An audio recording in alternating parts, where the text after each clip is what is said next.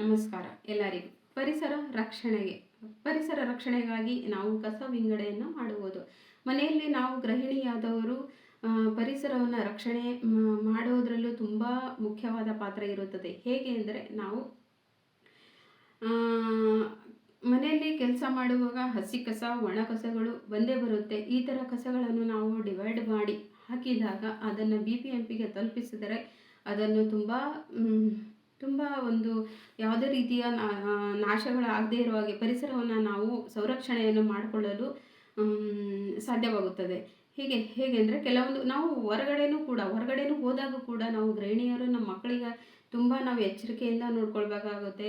ಮಕ್ಕಳಿಗೆ ಇವಾಗಂತೂ ತುಂಬ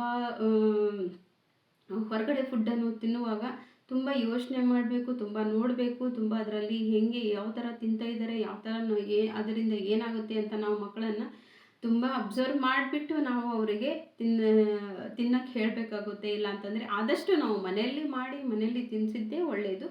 ಆದರೂ ಕೂಡ ಒಂದೊಂದು ಟೈಮಲ್ಲಿ ಮಕ್ಕಳಿಗೆ ಬೇಕು ಅಂತ ಹಠ ಮಾಡ್ತಾರೆ. ಆವಾಗ ಹಠ ಮಾಡಿದಾಗ ನಾವು ಕೊಡಿಸುವಾಗ ನಾವು ಸ್ವಲ್ಪ ಹುಷಾರಾಗಿ ನೋಡಿಕೊಂಡು ಕೊಡಬೇಕು. ಆದಷ್ಟು ಗೃಹಿಣಿಯರಾದ ನಮ್ಮ ಕೆಲಸ, ತಾಯಂದಿರ ಕೆಲಸ. ಹಾಗೆ ನಾನು ಹೊರಗಡೆ ಹೋದಾಗ ನಾನಿಲ್ಲಿ ಕೆಲವೊಂದು ಐಟಮ್ಸ್ಗಳನ್ನು ಇಟ್ಟಿದ್ದೀನಿ. ಅದು ಯಾವ ಥರ ಅಂದರೆ ಹೇಳ್ತೀನಿ ನಿಮಗೆ.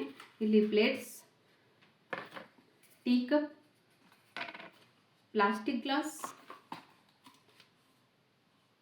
ಕಲರ್ ಪೇಪರ್ ಗ್ಲಾಸ್,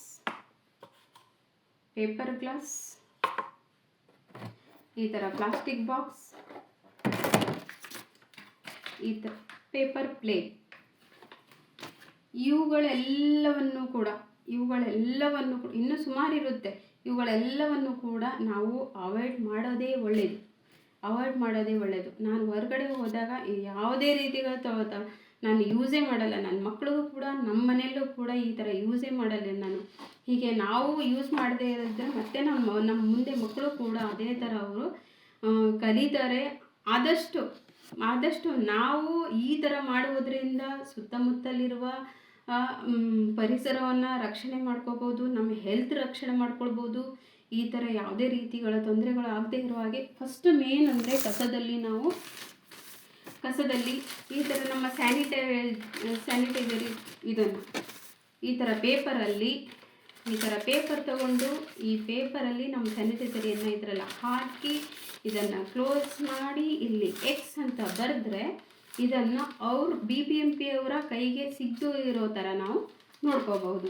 ಹೀಗೆ ಈ ಥರ ನಾವು ಮನೆಯಲ್ಲಿ ಗೃಹಿಣಿಯಾದವರು ಆದಷ್ಟು ಈ ಥರ ಕೆಲಸ ಮಾಡ್ತಾ ಹೋದರೆ